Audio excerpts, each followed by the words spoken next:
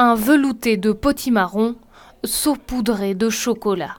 C'est l'une des propositions à la carte de Chocoléros. Ce restaurateur est le premier à poser ses casseroles chez Cocotte. Pendant 4 mois, il va pouvoir tester son concept et bénéficier d'un accompagnement sur mesure. On leur offre des coachings et des formations avant l'entrée dans l'incubateur, pendant l'incubateur et après l'incubateur. En relations presse, en marketing et des coachings aussi qui sont plus ciblés au niveau de la restauration. Par exemple, des coachings en hygiène et sécurité alimentaire ou en gestion du personnel en cuisine. Ce Cacao Social Club a été choisi pour sa finalité éthique. En Amérique latine, on s'intéresse plus précisément aux coopératives de planteurs en Colombie et au Pérou qui cherchent à remplacer les cultures illégales de la feuille de coca qui alimente le narcotrafic, remplacer ces cultures par la culture du cacaoyer, cacao qui est nourrissant et source de paix, alors que la coca, elle, est source de violence et plutôt toxique. Pour concevoir ce pop-up restaurant, les architectes ont dû imaginer un espace neutre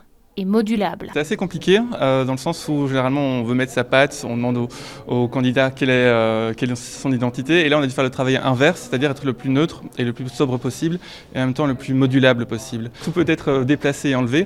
Les panneaux miroirs que vous voyez en fait sont déclipsables et remplaçables par des panneaux en bois customisables par le candidat. Le loyer de ce restaurant clé sur porte est de 600 € par mois pour un emplacement stratégique au numéro 30 de la rue des Bouchers.